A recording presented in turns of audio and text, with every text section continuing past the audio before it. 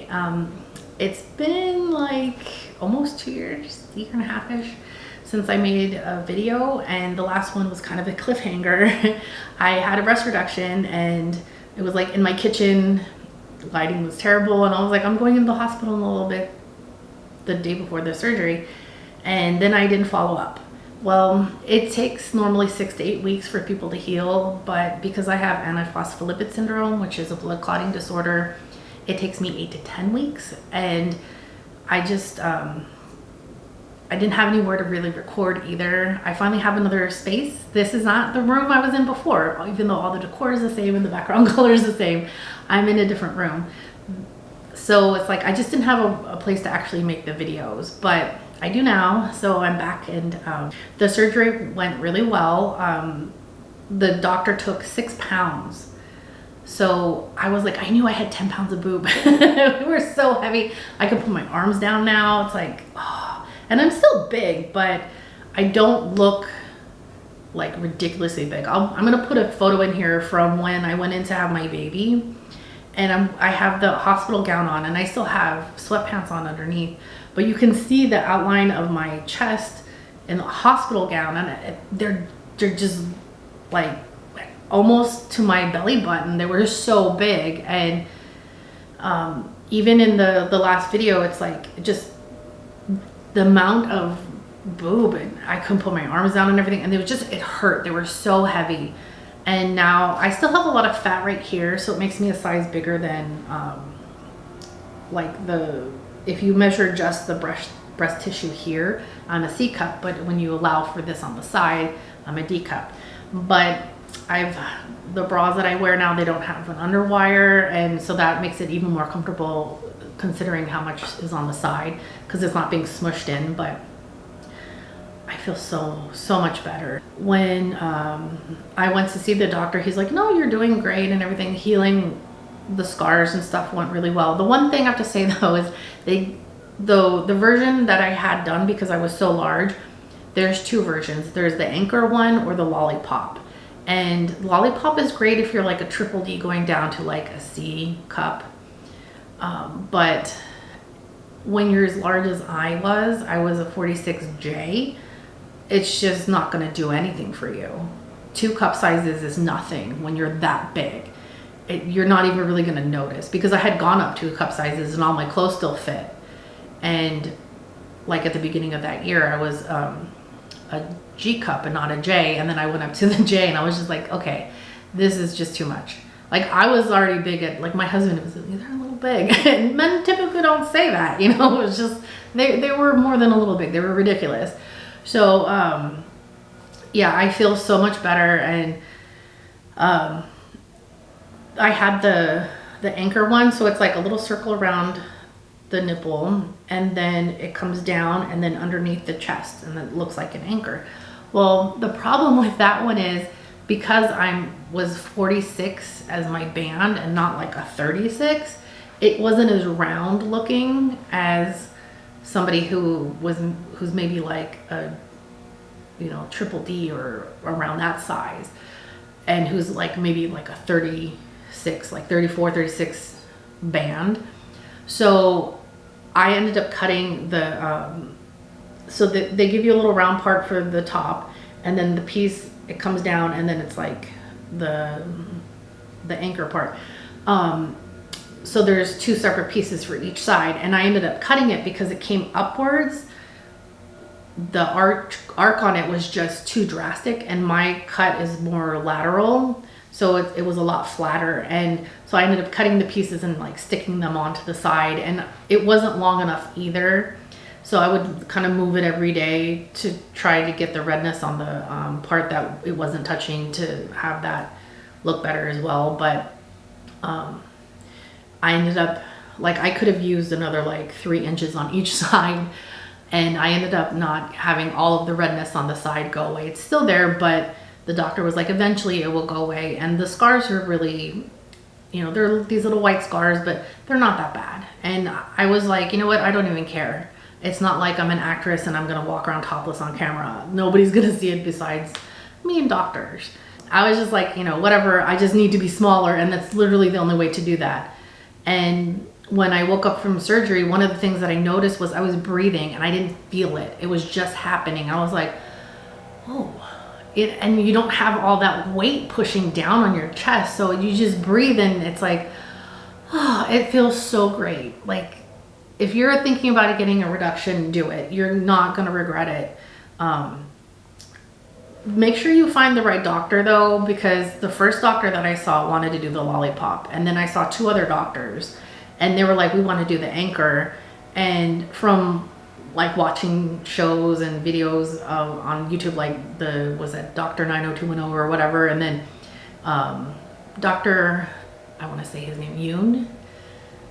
I'll put a link for his channel down below because I'm not sure how to pronounce his name correctly. I'm probably saying it wrong. But like he's talked about, like he watches the botched show and he'll be like, oh, this is what I would have done.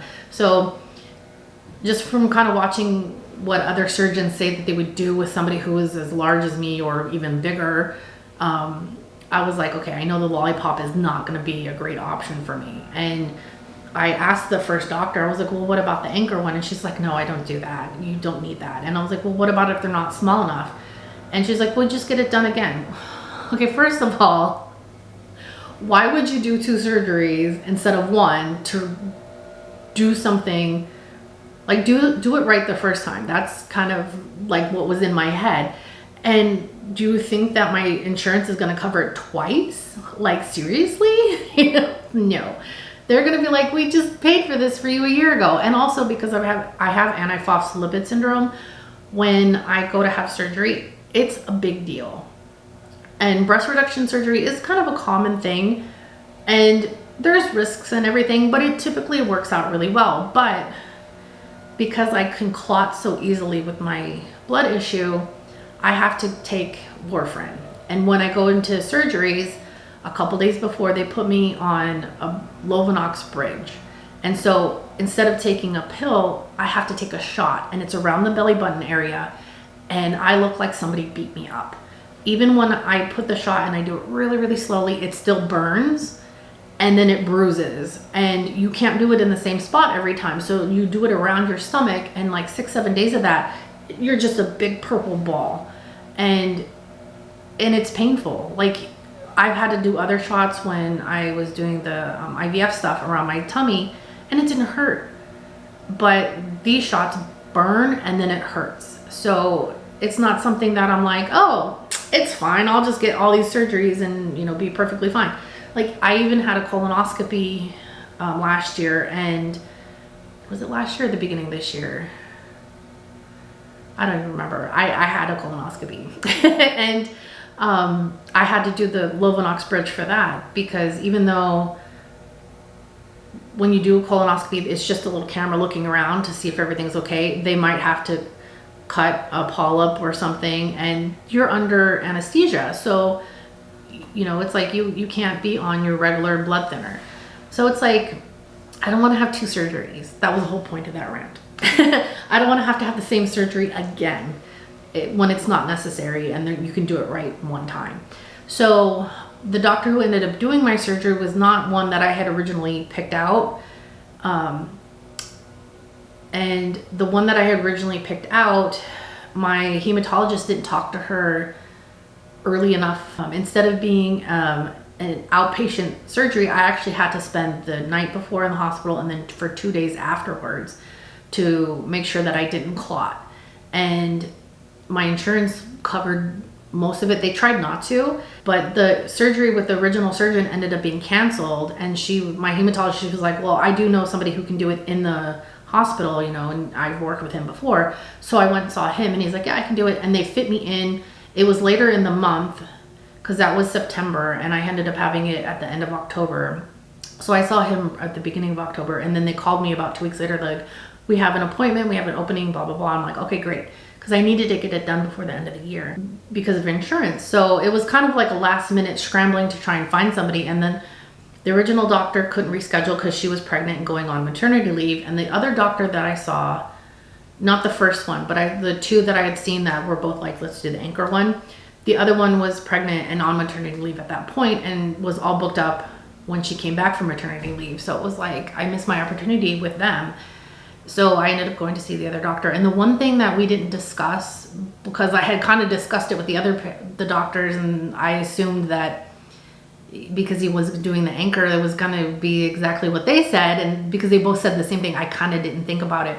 But the side part here, he took a lot from here, but not as much from the side. And I was like, I'm still kind of big here. And he's like, well, that's actually not part of your breast. And I'm like, but it is though, because they start, when you get bigger, like if you're small, they're going to be here on your chest. But as you grow, the side starts to grow as well. And it was like, okay, that was my problem for not talking about it. And there's things like I can have lipo done or that cold sculpting, and that will make it go away.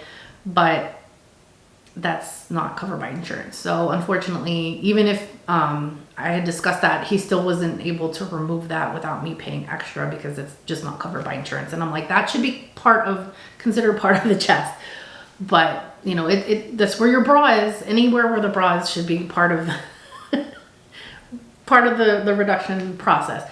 But one of the problems that I ended up having was in his initial paperwork, he said he was going to take out 900 grams, and I think it was grams or milligrams, something like that, or milliliters. I don't know. It was 900 something, and they required 1,000. Then the other two doctors mentioned that, and I was like, okay, I have no idea how many pounds that is, but I wanted to be smaller than that because that was basically about 2 cup sizes. I went from a J cup to a CD size. This part is C. If you add this on, I'm a D.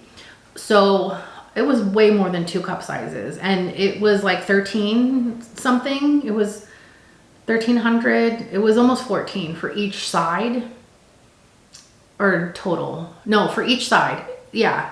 It was 13, almost 14 for each side, and they were requiring 1,000. So he took out way more than what was required, but in his initial notes he said at least 900.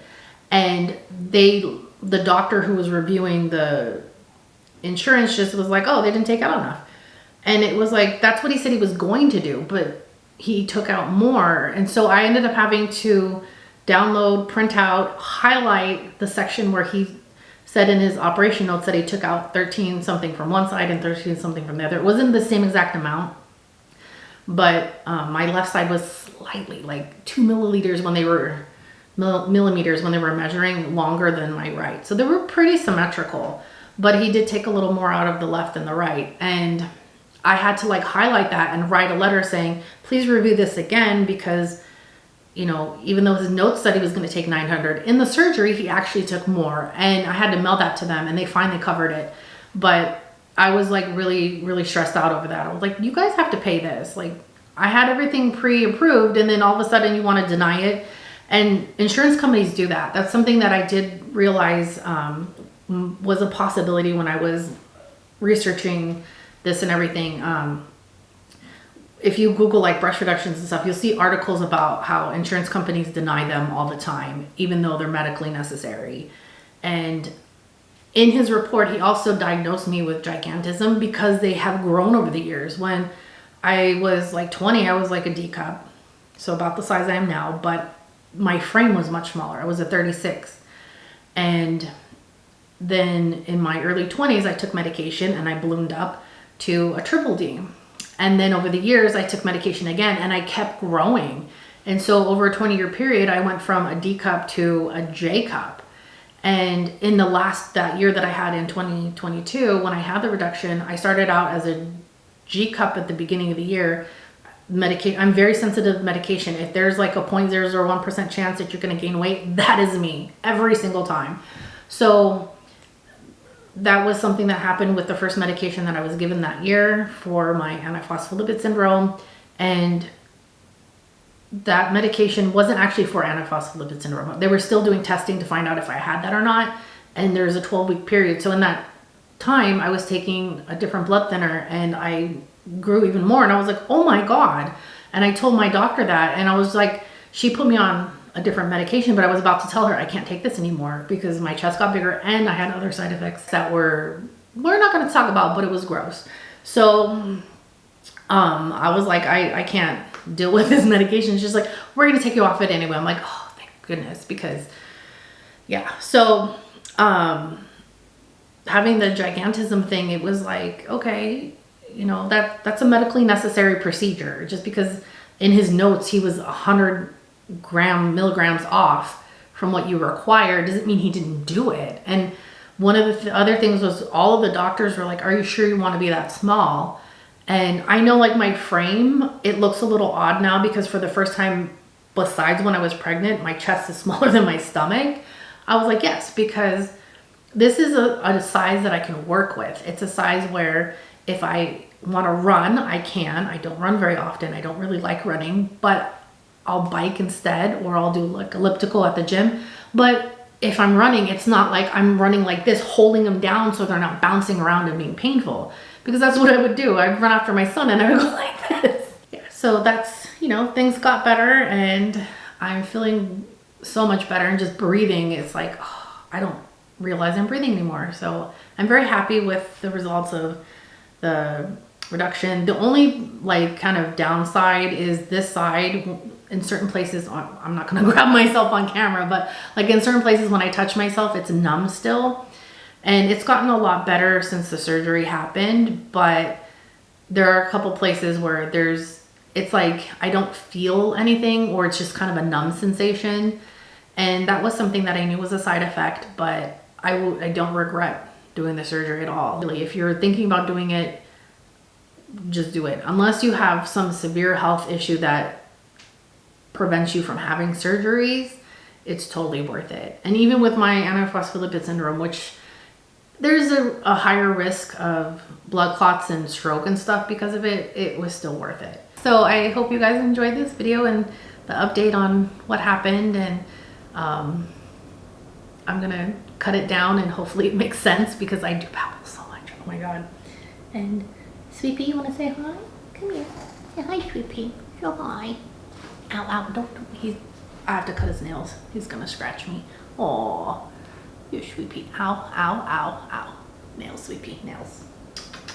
Okay, you say bye to everybody. He's like, it's too bright over there. Hold on, let me pick him up without his nails. Say hi, Sweet Pea. Yeah, he's cute, huh? And then Cleopatra looks just like him, but she's not as long and she's fat. He's kind of chubby, but he's longer and leaner compared to her. And he's just like, put me down. Anyways, bye guys. Kitty hair everywhere.